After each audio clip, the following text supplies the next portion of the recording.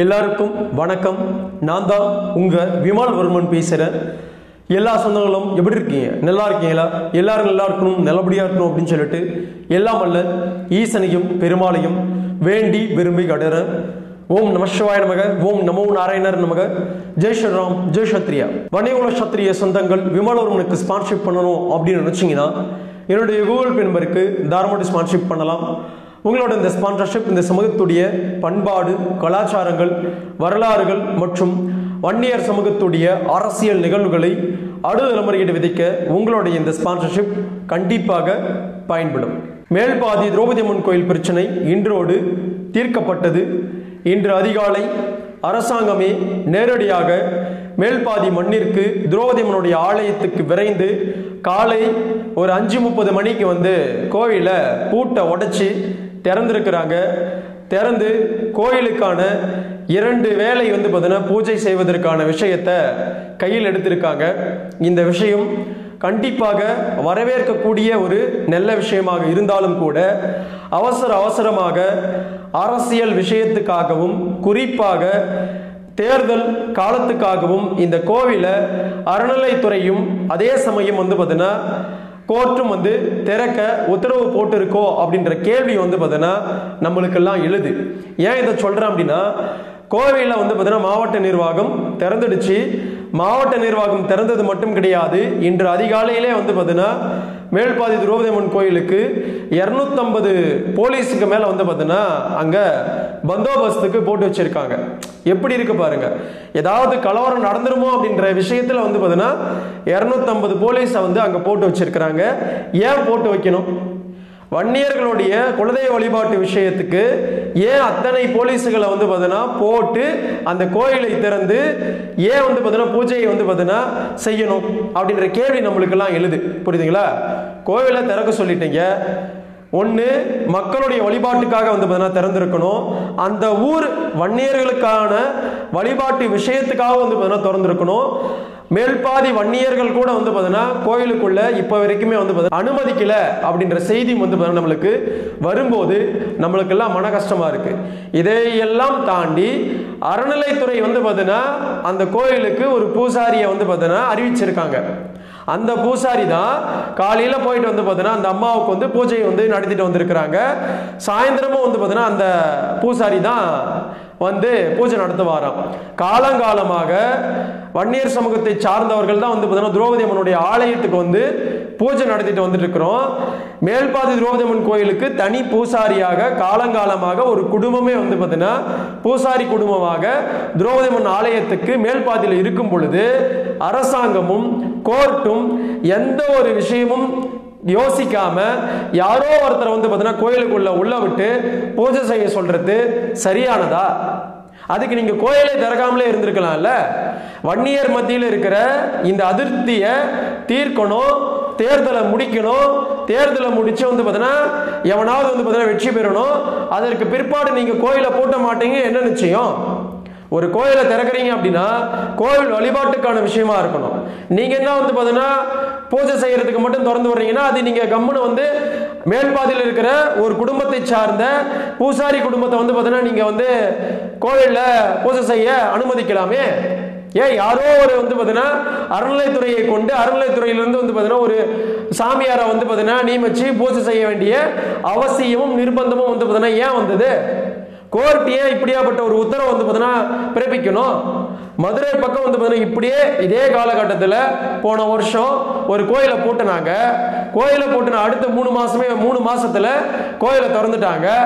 அதற்கு பிற்பாடு சங்கரன் கோயில் பக்கம் ஒரு கோயில் பூட்டப்பட்டது. 3 வாரங்களுக்கு முன்னாடி திறந்து எல்லா கட்டுப்பாட்டுகளையும் தகர்த்து எல்லா மக்களும் போய் நீங்க வழிபாடு செய்யலான்ற ஒரு உத்தரவை இதே சென்னை ஹைகோர்ட் அறிவிச்சது. அப்படி இருக்கும் ஒரு சூழல்ல மேல்பாதி திரௌபதி அம்மன் கோயில் விஷயம் ஒரு சமூகத்துடைய குலதெய்வம். அந்த குலதெய்வ விஷயத்துல அரசாங்கமும் நீதிமன்றமும் ஏன் இப்படி வன்னியர் சமூகத்துடைய குலதெய்வ வழிபாட்டு விஷயத்தை சூறையாடுறீங்க? ஏன் சூறையாடுறீங்க? ஏன் இது இப்படியாப்பட்ட ஒரு வேலையை செய்யறீங்க? மேல்பாதியில் இருக்கிற வன்னியர்கள் கூட கோயிலுக்குள்ள போகக்கூடாதுன்னு 250 போலீஸ் போட்டு வச்சிருக்கீங்க. இதெல்லாம் எந்த விதத்துல நியாயம்?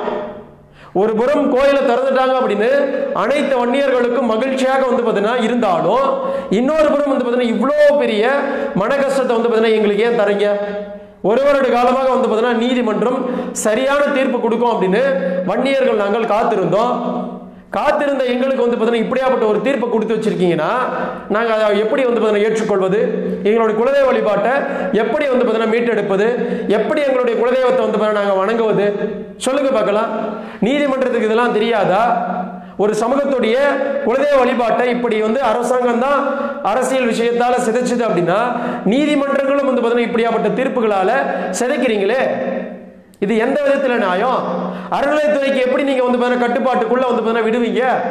அறநிலையத்துறைக்கும் மேல்பாதி துரோதமன் கோயிலுக்கும் என்ன சம்பந்தம்? சொல்லுங்க. எங்களுடைய கோயில், எங்களுடைய குலக்கோயில், எங்களுடைய குலதெய்வ கோயில், எங்களுடைய வழிபாட்டு கோயில், எங்களுக்கான உரிமை. நாங்க வந்து சாதாரண வந்து இந்திய நாட்டுடைய பிரஜைகள் தானே நாங்கள்லாம். எங்களுக்கான வழிபாட்டு உரிமையும் எங்களுக்கான அனைத்து உரிமையும் வந்து சட்டத்தின் மூலமா எங்களுக்கு இருக்கணும் தானே. அப்படியாப்பட்ட எங்களுடைய குலதெய்வ வழிபாட்டை கூட ஏதோ ஒரு அறநிலைத்துறை கட்டுப்பாட்டுக்குள்ள வந்து எப்படி எடுத்துட்டு போவீங்க? இப்படியாப்பட்ட ஒரு வேலையும் இப்படியாப்பட்ட ஒரு தீர்ப்பும் ஏன் வந்து கொடுக்குறீங்க? சொல்லுங்க. கோயிலை திறப்பாங்களாம், ஏதோ ஒரு பூஜாரியை வந்து அனுப்பி விடுவாங்களாம், அவர் வந்து பூஜை பண்ணிட்டு போயிடுவாராம். கோயிலுக்குள்ள யாரையும் வந்து அனுமதிக்க மாட்டாங்களாம். இதெல்லாம் காரணம் என்ன அப்படின்னா விழுப்புரம் நாடாளுமன்ற தேர்தல் பிரச்சனை. வன்னியர்கள் எங்க வந்து பார்த்தீங்கன்னா திமுக கூட்டணிக்கு எதிராக வந்து பார்த்தீங்கன்னா வாக்கு போட்டுருவாங்கன்ற பயம். அந்த பயத்துக்காக தான் அறநிலைத்துறை வந்து பார்த்தீங்கன்னா அவசரமாக மேல்பாதி திரௌபதியம்மன் கோயில் விஷயத்தை திறந்துருக்கிறாங்க. ஒட்டுமொத்த வன்னியர்கள் கிட்ட எப்படி காட்டுவாங்க அப்படின்னா மேல்பாதி திரௌபதியம்மன் கோயிலை நாங்கள் திறந்துட்டோம், வழிபாடு விஷயங்கள் இருக்கு, இப்போ நாங்கள் வந்து பார்த்தீங்கன்னா பூஜை செய்யறதுக்கான எல்லா விஷயங்களுக்காகவும் திமுக வந்து பார்த்தீங்கன்னா வன்னியர்களுக்காக நிக்குது அப்படின்னு அங்க போயிட்டு வந்து பார்த்தீங்கன்னா பிரச்சாரம் பண்றதுக்கு ஏதாவது ஒரு விஷயம் தேவை. அதுக்காகத்தான் இந்த வேலையை அப்புறம் பார்த்து வச்சிருக்காங்க. அவ்வளவு மன கஷ்டமா இருக்கு. 250 போலீஸ் ஏன் குவிக்கணும்? வன்னியர்களை ஏன் வந்து உள்ள விடாம வந்து தடுக்கணும்? மேல்பாதி வன்னியர்களை வந்து ஏன் தடுக்கிறீங்க கோயிலுக்குள்ள அனுமதிக்காம? அப்படியாப்பட்ட விஷயத்தை வந்து ஏன் கோயிலை திறக்கிறீங்க? இதுக்கு பேர் வந்து கண் துடைப்பு. இந்த கண் துடைப்பை வந்து வன்னியர் சமூகத்துக்கிட்ட காட்டி வன்னியருடைய ஓட்டு வங்கிகளை வந்து வாங்கி மீண்டும் வந்து அதிகாரத்துக்கு போயிட்டு அந்த கோயிலை பூட்ட மாட்டீங்க அப்படின்னு என்ன நிச்சயம்? சொல்லுங்க. இந்த ஒரு வருட காலம் வன்னியர்கள் ஏதாவது மிகப்பெரிய பிரச்சனைகளை பண்ணமா? ஏதாவது வந்து கலவரங்கள் செய்தோமா அந்த கோயில் விஷயத்தால? நாங்களும் நீதிமன்றத்துடைய தீர்ப்பு சரியாக வரும் அப்படின்னு தானே இந்த சமூகம் அமைதி காத்துச்சு.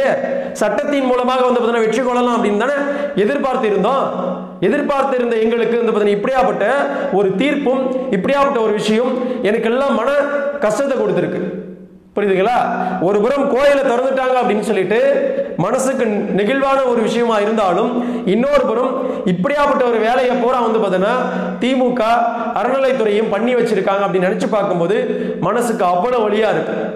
யான் வீட்டு குலதெய்வத்தை வணங்குறதுக்கு கூட அரசாங்கம் வந்து பார்த்தீங்கன்னா இங்க உரிமை கொடுக்கணுங்க.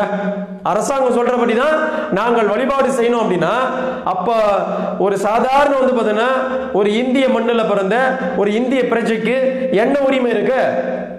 என்ன உரிமை இருக்கு? அவனுடைய குலதெய்வத்தை கூட அவனால வணங்க முடியாத ஒரு உரிமை வந்து பார்த்தீங்கன்னா இங்க சட்டத்தின் மூலமாக ஒரு சமூகத்துக்கு திணிக்கப்படுது அப்படின்னா நாங்கெல்லாம் யாரு? சொல்லுங்க பார்க்கலாம். யான் வீட்டு குலதெய்வ விஷயத்துல போற வரவெல்லாம் வந்து பிரச்சனை பண்ணிட்டு போறான். பிரச்சனை பண்ணவனை வந்து பார்த்தீங்கன்னா கண்டுக்காம யான் வீட்டு கோயிலை வந்து பார்த்தீங்கன்னா பூட்டி சீல் வச்சுப்புட்டு ஒரு வருஷம் கழிச்சு வந்து பார்த்தீங்கன்னா நான் சீலை திறக்கிறேன், கோவிலுக்கு 2 வேளை பூஜையை வந்து பார்த்தீங்கன்னா செய்ய விடுறேன்னு சொல்லிட்டு யாரோ ஒரு பூஜாரியை வந்து நாங்க தீர்மானிப்போம், அந்த பூஜாரி தான் வந்து பார்த்தீங்கன்னா வந்து கோயிலை வந்து பார்த்தீங்கன்னா திறந்து பூஜை பண்ணுவாருன்னா எங்க? யான் வீட்டு கோயில், யான் வீட்டு குலதெய்வம், நாங்க பூஜாரியா இருக்கிறோம். எங்களை விட்டுட்டு வந்து எங்களை தவிர்த்து நீங்க எப்படி வந்து கோயில வந்து நீங்க உரிமைக்கு வர முடியும்? சொல்லுங்க பார்க்கலாம். அவ்வளவு வந்து கோபமா இருக்கு எனக்குலாம். என்னங்க எத்தனை முறையில தான் வந்து வன்னியர் சமூகத்தை வஞ்சிப்பீங்க? எத்தனை விஷயங்களை தான் வன்னியர் சமூகத்தை வந்து முட்டாளாப்பீங்க? வன்னியருடைய ஓட்டு வங்கிக்காக மேல்பாதி திரௌபதியம்மன் கோயில் விஷயத்தை நாங்க முடிச்சிட்டோம் அப்படின்னு காட்ட வேண்டிய அவசியம் என்ன? திமுகவுடைய இந்த அரசியல் விஷயத்தை வன்னியர்கள் புரிந்து கொள்ளணும். குறிப்பாக விழுப்புரம் மாவட்டத்தை சார்ந்த ஒவ்வொரு வன்னியர்களும் புரிந்து கொள்ளணும். பல வன்னியர்கள் நினைச்சிட்டு இருக்கலாம் கோயிலை திறந்துட்டாங்க பிரச்சனை கிடையாது, மெல்ல மெல்ல வந்து பார்த்தீங்கன்னா எல்லா உரிமையும் நம்ம வாங்கிக்கலாம் அப்படின்னு. கண்டிப்பா கிடையாது. இன்னைக்கு அறநிலையத்துறையை வந்து பார்த்தீங்கன்னா ஒரு பூஜாரி போடுறவன அரசாங்கம் நாளைக்கு வந்து பார்த்தீங்கன்னா சட்டத்தின் மூலமாக அவன் தான் வந்து பார்த்தீங்கன்னா வந்து பூஜை பண்ணுவான், அவனுடைய கட்டுப்பாட்டு கீழே தான் அந்த கோயில் இருக்கணும் அப்படின்னு சொல்லுவான். புரியுதுங்களா? அதற்கான வேலைக்கு தான் வந்து பார்த்தீங்கன்னா இந்த வேலை. இதை வன்னியர்கள் வந்து தெளிவாக இருந்துக்கணும். இந்த விஷயத்தை கண்டிப்பாக நம்ம எதிர்த்தே தீரணும். புரியுதுங்களா? நமக்கான கோயில் உரிமை, நமக்கான குலதெய்வ உரிமை நம்மளுக்கு மீண்டும் கொடுத்தே தீரணும். புரியுதுங்களா? அரசியல்ல எவன் வந்து பார்த்தீங்கன்னா விழுப்புரத்தில் ஓட்டு கேட்டு வந்தாலும் சரி, எல்லார்கிட்டையும் வந்து பார்த்தீங்கன்னா கட்சிகளை கடந்து ஒவ்வொரு வன்னியர்களும் வந்து பார்த்தீங்கன்னா இந்த கோரிக்கையை வச்சே தீரணும். என் வீட்டு கோயிலை எனக்கான உரிமையை வந்து பார்த்தீங்கன்னா எனக்கு கொடுத்துட்டு நீ என் வீட்டு வந்து பார்த்தீங்கன்னா ஓட்டை வந்து பார்த்தீங்கன்னா கேள்றா அப்படின்னு வந்து பார்த்தீங்கன்னா எவனா இருந்தாலும் வந்து பார்த்தீங்கன்னா வன்னியர்கள் சொல்லணும் அப்படின்னு விழுப்புரம் மாவட்டத்து வன்னியர்களுக்கு நான் சொல்லிக்க கடமைப்பட்டிருக்கேன். அம்மா தாயே, எங்களால் முடியல, உங்க பிள்ளைங்க தான் கஷ்டமா இருக்கு, நீயே பார்த்துக்கோ. நன்றி, வணக்கம். வாழ்க வளர்க வன்னிய பெருங்குளம், வாழ்க வளர்க வன்னியகுல சத்திரிய சமூகத்தின் பண்பாடும் கலாச்சாரமும் வரலாறு மற்றும் வன்னியகுல சத்திரிய சமூகத்துடைய சத்திரிய தர்மமும் மேலும் விட்டு அடுத்த ஒரு நல்ல காணொளியில சந்திக்கிறேன். டாடா, பபாய்.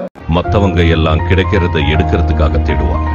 உண்மையான அரசு கிடைக்கிறத எல்லாம் கொடுக்கறதுக்காக தேடுவான்.